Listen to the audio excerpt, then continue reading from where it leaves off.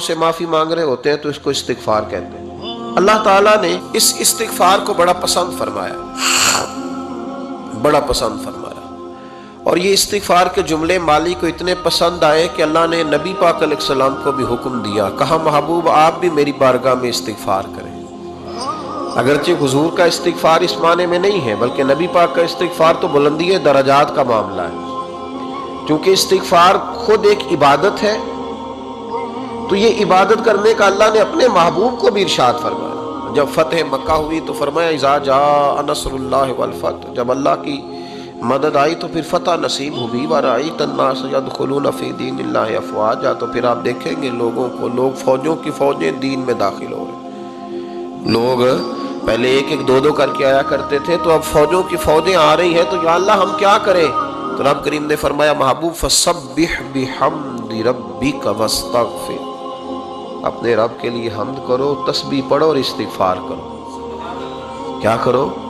इस्तिग़फ़ार, माफ़ी मांगो, उसके हुजूर आहुजारी करो, इस्तिग़फ़ार करो। माना ये हुआ कि जब तो गलती हो जाए फिर भी इस्तिग़फ़ार करो, जब अल्लाह ज़्यादा नेमतें दे फिर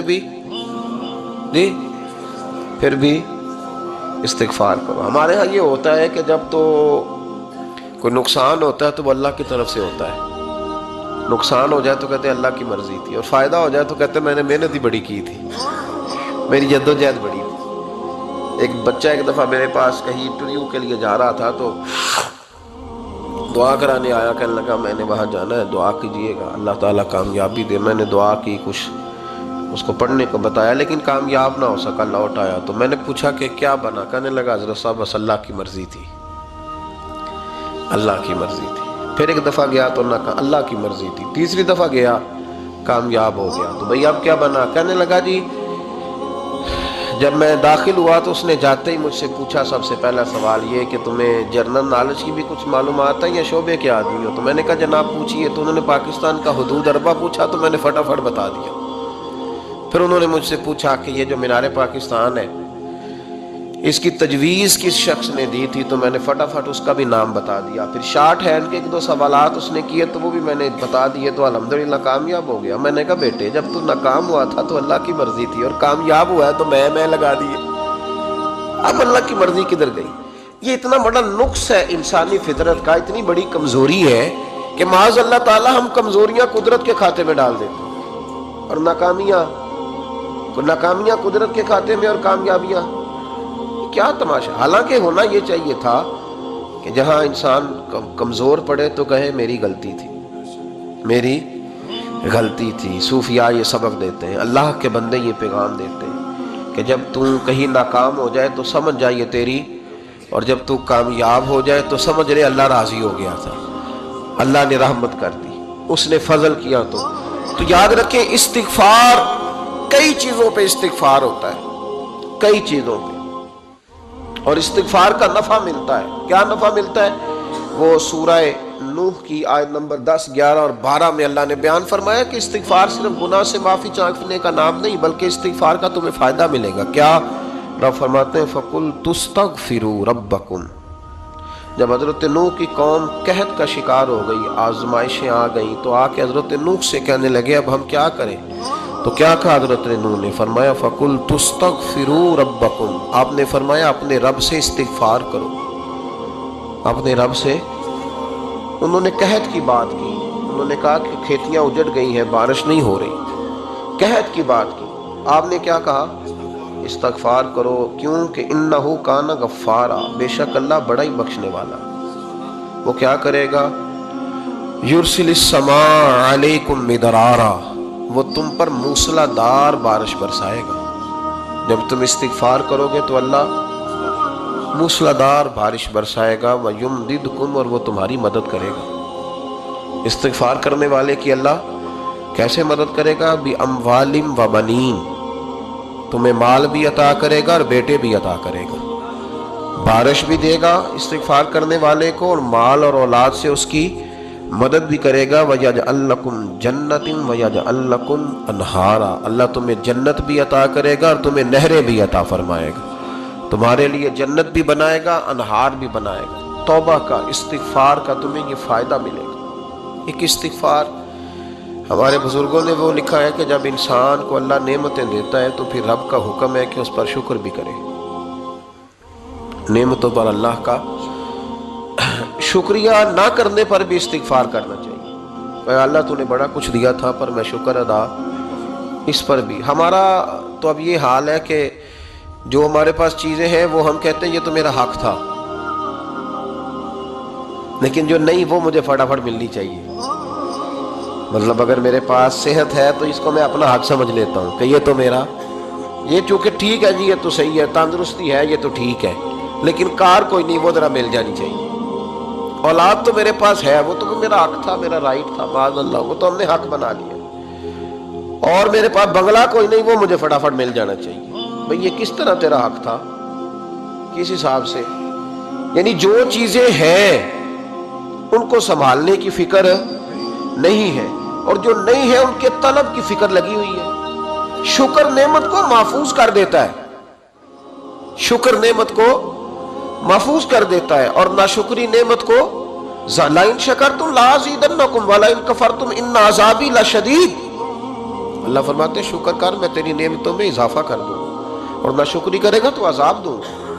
شکر نہیں نہ ہوتا، شکر نہیں ہوتا. دیکھیں نا 100 روپے ابا جی نے دیا ایک بچے کو اور اس کو کہا کہ جا دکان سے کوئی چیز لے آ، تو وہ 100 روپیہ اس نے رستے میں جاتے کہیں پھاڑ دیا یا گوا دیا، تو اب وہ والد سے دوبارہ 100 مانگتا ہے تو والد کہتا ہے کہ پہلے 100 کا تو نے کیا کیا؟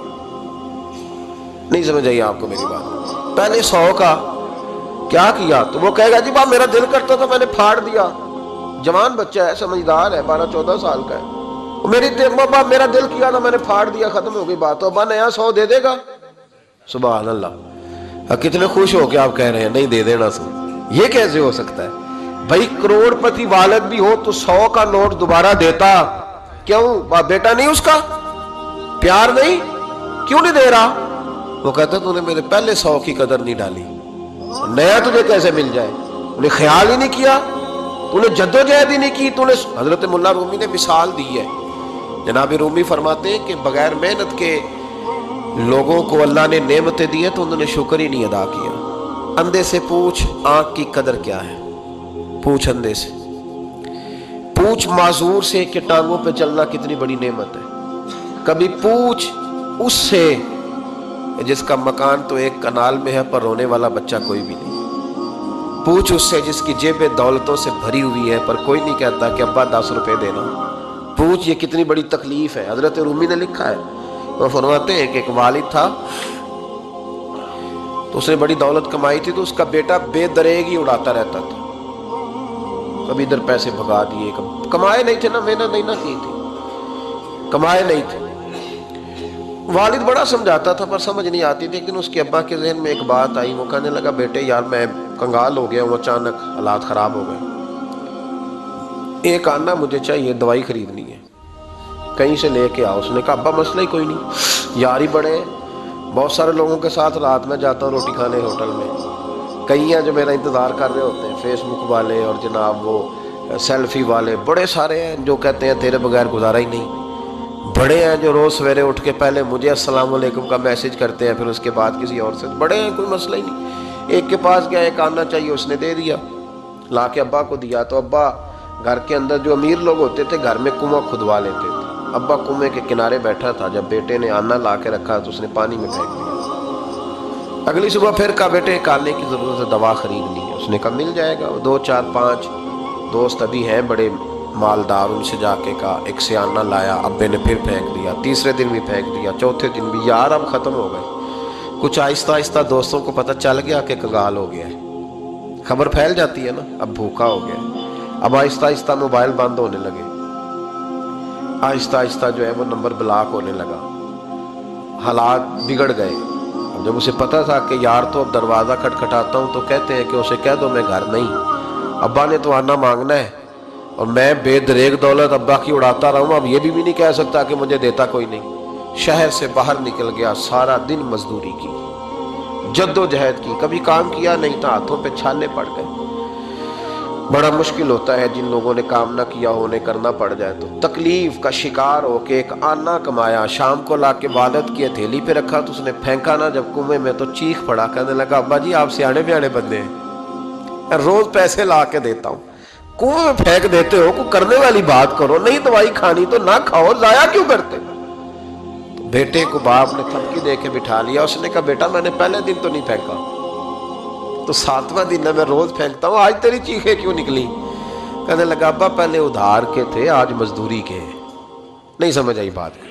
پہلے بولیے، اور آج میری محنت ہے، مزدوری ہے، جد و جہد ہے۔ تو والد کہنے لگا بیٹے یہی میں تجھے سمجھانا چاہتا تھا، وہ میرے بھی محنت کے ہیں جو تجھ روز یاروں کو کھلاتا ہے، میں نے بڑی جد و جہد سے جمع کی ہے، میں کنگال نہیں ہوا، صرف تجھے سمجھانا تھا۔ او بھائی یہ آنکھیں تیری محنت کی نہیں نا، اس لیے تو شکر نہیں ادا کرتا۔